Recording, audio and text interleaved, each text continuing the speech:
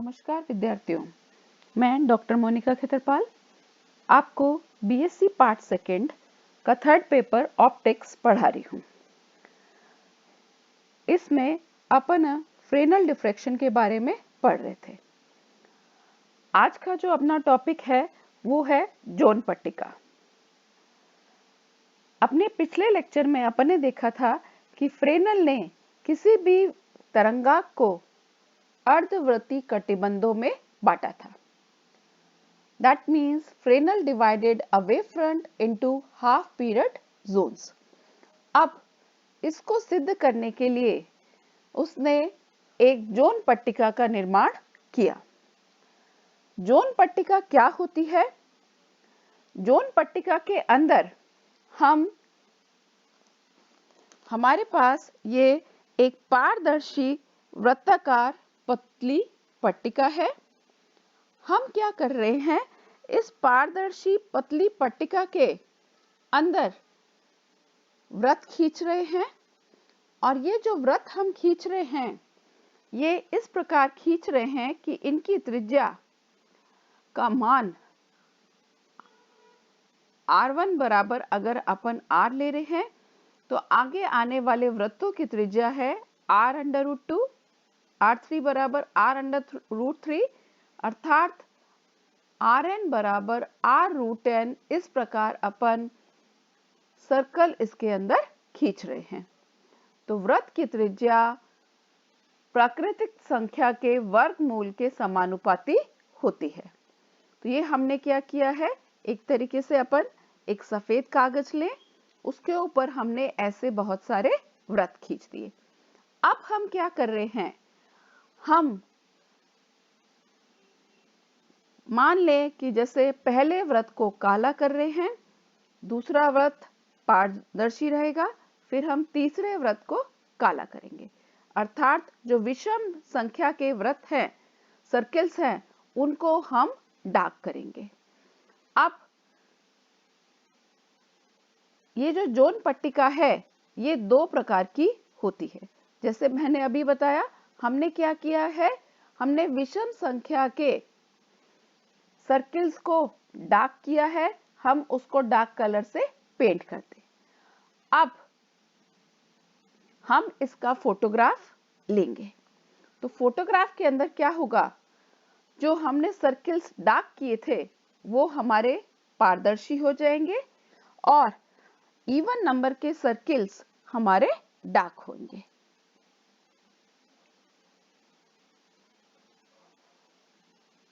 तो ऐसे पट्टिका को हम पॉजिटिव जोन प्लेट कहते हैं। ये हमारी पॉजिटिव जोन प्लेट है।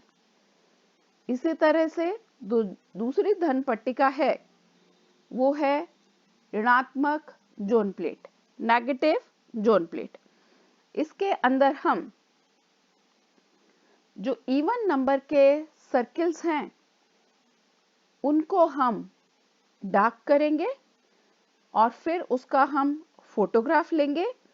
इससे क्या होगा, जो इवन नंबर के सर्कल्स हैं वो ट्रांसपेरेंट हो जाएंगे और ऑड नंबर के जो सर्कल्स हैं वो हमारे लाइट को ब्लॉक कर लेंगे। तो ऐसी पट्टिका को हम ऋणात्मक जोन पट्टिका कहते हैं। ये इसे मैंने यहाँ पर इस चित्र द्वारा दर्शाया है। तो हमने यहाँ पर जोन पट्टिका का निर्माण किया। तो यहाँ पर जो सर्किल काले से दिखाए गए हैं, वहां पर अगर प्रकाश गिरेगा तो प्रकाश यहाँ से ब्लॉक हो जाएगा। सिर्फ लाइट का डिफ्रैक्शन जो फिनोमिना होगा वो ट्रांसपेरेंट रीजन से ही होगा। अब मैं अपनी पॉजिटिव जोन प्लेट को उसका एज दिखा रही हूं। ये मेरी पॉजिटिव जोन प्लेट है। यहां पर हमने इस पॉजिटिव जोन प्लेट के सेंटर, ये मेरा पॉइंट है जोन प्लेट का, O बिंदु से दर्शाया है। यहां पर इससे A दूरी के ऊपर ये मैंने प्रकाश का स्रोत S लिया है। अब इस जोन पट्टिका के दूसरी साइड में ये मेरा ऑब्जर्वेशन पॉइंट है P। ये सेंटर O से B दूरी के ऊपर स्थित है। जैसा कि हमने अभी बताया, ये जो हमने जोन पट्टिकाएं बनाई हैं, इनकी त्रिज्या हमने ली है √n के डायरेक्टली प्रोपोर्शनल, और पहली हमारी जोन पट्टिका की त्रिज्या हमने मानी है r के बराबर। तो यहाँ से nth जोन प्लेट जो है, इस क्रॉस सेक्शन को मैं रिप्रेजेंट कर रही हूँ mn के द्वारा। तो ये दूरी OMN का मान मेरे पास आ जाएगा r√n के बराबर। यहाँ पर r मैंने बताया है, पहली जो जोन पट्टिका है उसकी मेरे पास त्रिज्या है। अब हमें क्या करना है, हमें P बिंदु के ऊपर जो प्रकाश आ रहा है, पथांतर का मान निकालना है। पथांतर का मान निकालने के लिए मैं मान निकाल रही हूँ SMN का। SMN का मान कैसे निकालेंगे, हम ट्रायंगल काम में लेंगे SMNO। तो इस ट्रायंगल के अंदर पाइथागोरस थ्योरम लगाएं, तो SMN स्क्वायर आएगा MNO square plus SO square. SO का मान कितना है, A के बराबर, और OMN का मान ये बराबर है रेडियस RN, और RN हमें पता है r√n के बराबर है। तो यहाँ से ये मान मेरा SMN का आ गया। इसी तरह यहाँ पर हम MNP का मान निकाल सकते हैं। तो मेरे पास S से P तक जाने में प्रकाश द्वारा तय की गई दूरी का मान कितना आ गया, SMN प्लस MNP के बराबर। इन दोनों मान को मैं यहाँ पर जोड़ रही हूँ। तो ये आ गया A plus B plus half r² n 1/a plus 1/b। हम यहाँ पर n-1 जो मेरी जोन प्लेट है, इस सिरे से प्रकाश जो टकराएगा उसके लिए मैं कुल तय की गई दूरी का मान निकालूं, तो ये आएगा SM n-1 plus M n-1p। तो यहाँ पर n की जगह मैं n-1 रख सकती हूँ। तो ये मान आ गया A plus B plus half r² n-1 1/a plus 1/b।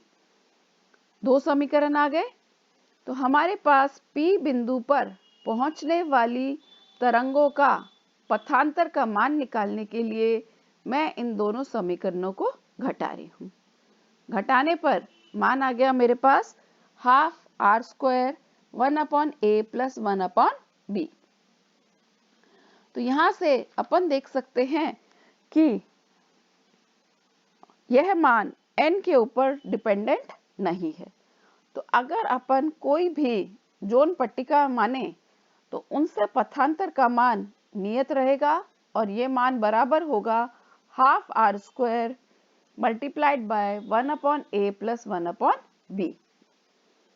अब मेरे पास स्रोत और जोन पट्टिका के बीच की दूरी a है, और जोन पट्टिका और प्रेक्षण बिंदु के बीच की दूरी b है। मैं a और b को इस तरह से सेट कर रही हूँ कि कुल पथांतर का मान λ/2 के बराबर आए। अर्थात मैंने माना है कि half r² 1/a plus 1/b ये λ/2 के बराबर है। इस समीकरण को हम इस रूप में लिख सकते हैं 1/a प्लस 1/b बराबर 1/r² लैम्डा। तो यहाँ पर मेरे पास जो पट्टिकाएं हैं, जोन पट्टिकाएं हैं, उनसे आने वाले आयाम को मैं रिप्रेजेंट करूं E01, E02, इसी तरह से E0n तक। तो हम P बिंदु पर परिणामी आयाम को लिख सकते हैं E01 plus E03 plus E05। सम संख्या के कटिबंधों से जो आयाम है वो अपन यहाँ देख सकते हैं कि ये ब्लॉक हो रहा है। सिर्फ जो हमारे ऑड नंबर हैं इनसे ही प्रकाश बाहर आ रहा है, तो P बिंदु पर परिणामी आयाम निकालने के लिए हमें विषम संख्या के कटिबंधों को देखना होगा और इसको हल करें तो हमारे पास कुल आयाम का मान लगभग बराबर आ जाएगा E0 1/2 के बराबर। इस समीकरण को अगर मैं देखूं 1/a + 1/b बराबर 1/r²/λ, ये जो समीकरण है यह लेंस सूत्र के तुल्य है। लेंस सूत्र क्या होता है?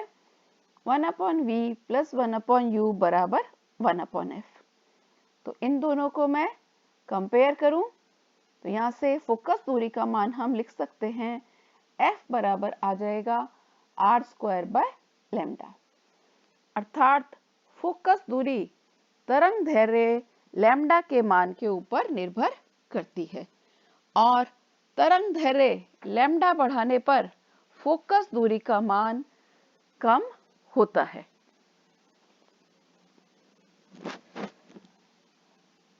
ज़ोन पट्टिका के विभिन्न फोकस। अभी हमने हमारी ज़ोन पट्टिका को S और P से इस तरह से रखा था कि हमने पथांतर का मान लिया था यहाँ पर λ/2 के बराबर। अब मैं ये दूरी इस तरह से सेट कर रही हूँ कि पथांतर का मान P λ/2 के तुल्य हो, जहाँ P का मान 2, 3, 4 इस तरह से आगे नंबर हो सकता है। तो मैं पहली स्थिति लूँ जब मेरे पास P का मान 2 के बराबर है। P का मान 2 का क्या अर्थ है कि हमारे पास जो पहली ज़ोन प्लेट है जो कि ट्रांसपेरेंट है उसमें 2 कटिबंध आ सकते हैं।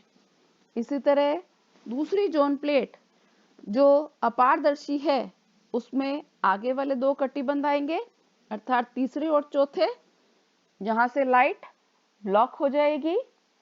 तो हमारे पास P पर परिणामी आयाम कितना हो गया? E0 1 - E0 2, third fourth block हो गए। आगे पांचवें और छठे से हमें फिर प्रकाश मिलेगा क्योंकि ये ट्रांसपेरेंट रीजन से आ रहे हैं, पर इनका फेस अपोजिट होगा, तो हम लिखेंगे इसको E0 5 - E0 6। तो परिणामी आयाम लगभग 0 के बराबर आ जाएगा। अब मैं संख्या ले रही हूं P बराबर 3, अर्थात पहले कटिबंध से पहली ज़ोन पट्टिका से 3 कटिबंध प्राप्त होंगे। तो आयाम कितना हो गया इन 3 कटिबंधों का? E0 1 - E0 2 + E0 3। आगे वाले 3 कटिबंध ब्लॉक हो जाएंगे, उसके आगे वाले 3 कटिबंध मुझे मिल रहे हैं। आयाम के समीकरण को अपन हल कर सकते हैं। हमें पता है कि बीच वाले कटिबंध का, ये पिछले व्याख्यान में अपन ने सिद्ध किया था कि E0 2 का मान बराबर होता है E0 1 + E0 3/2 के।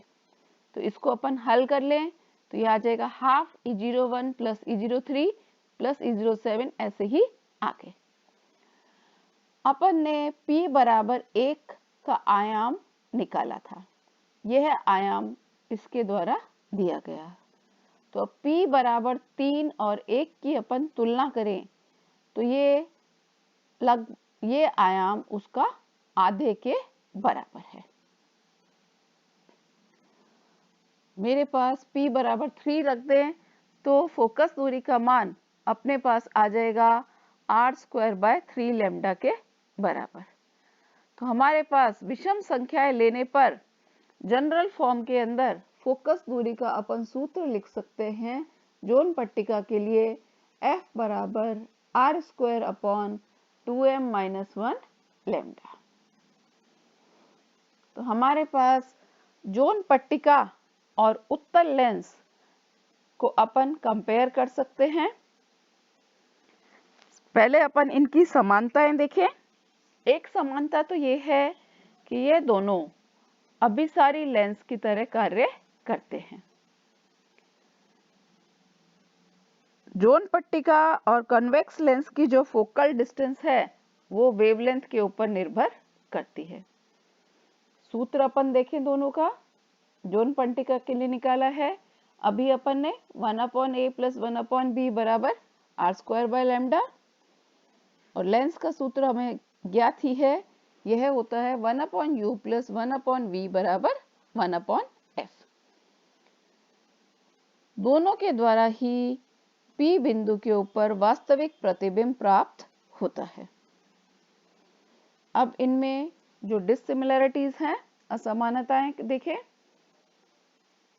जोन पट्टिका जो है इसके लिए फोकस दूरी का सूत्र अभी अपन ने निकाला है r²/2m-1λ, जबकि लेंस के लिए केवल एक ही फोकस बिंदु होता है और सूत्र हमें पता है फोकस का होता है 1/f बराबर μ-1 1/r1 - 1/r2। यहाँ पर उत्तल लेंस में हमारे पास एक फोकस है, अतः जो प्रतिबिंब बनेगा उसकी तीव्रता काफी अधिक होगी। जोन पट्टिका के अंदर हमारे पास मुख्य फोकस पर उत्तल लेंस की तुलना में तीव्रता बहुत कम होगी। लेंस के अंदर क्या होता है, लाल रंग के लिए फोकस दूरी ज्यादा होती है बैंगनी रंग की तुलना में, जोन पट्टिका में ये उल्टा होता है, Fr < Fv होता है।